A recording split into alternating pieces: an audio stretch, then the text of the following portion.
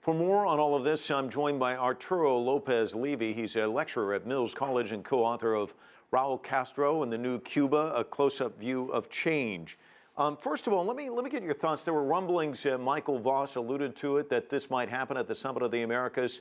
So why the holdup, do you think, and why today? And talk to us about the significance of this move. I think that the United States basically tried to follow the routine, the procedure to deal with this issue. It took months. The State Department is not the only agency that has to do with that. There is an interagency dialogue. And last week, it was almost before the Summit of the Americas, Secretary of State John Kerry submitted the report to the president. I think the decision was a PR decision, a public relations decision, and it will not be well seen that the United States take Cuba off the list in a rush. So the purpose was to wait a little, and I think the president listened to the different positions in the administration and took something that has been waited for quite a long time. Arturo, this of course doesn't mean that the sanctions will be lifted. That may take quite a while, actually. And I've also seen reports that banks will be very cautious about making any moves as a result of this. So what are the likely implications of this short-term and long-term? What can it mean for Cuba?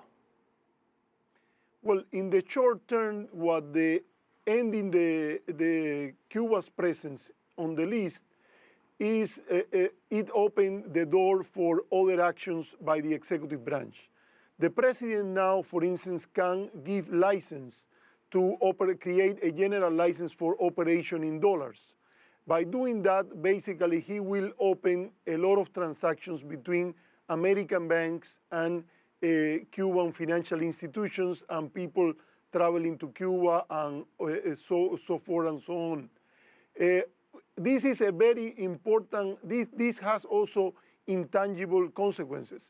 For the United States since 1982, and in fact, since 1962, Cuba was presented as a threat to the United States.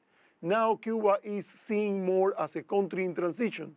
So the official discourse of the United States has changed in a significant way, and that obviously has an impact in Cuba, where the label of terrorism, of terrorist, was seen as an insult and a lie. An insult and a lie, as you put it. What's interesting is we just had the images of Raul Castro with U.S. President Barack Obama there in Panama. Can you talk to me about this relationship? Because while Castro was very critical of the United States, he took great pains to compliment President Obama. Talk to me about that relationship. What do you see there?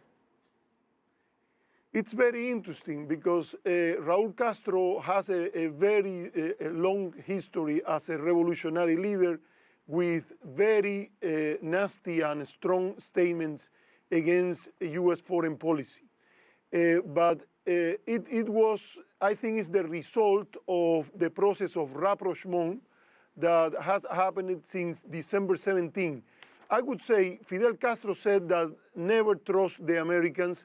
Raul Castro is not that he became a kind grandfather trying to hug everybody or something like that, but it's quite important that he get off these trenches and speak good about the President of the United States.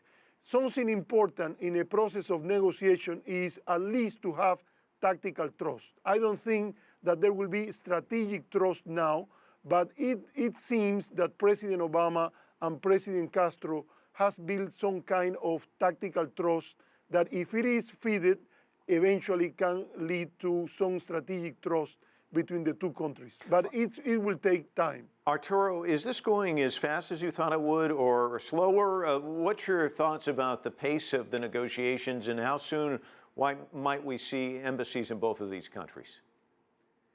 Well, I think that most of the main obstacle for the opening of the embassy is now out.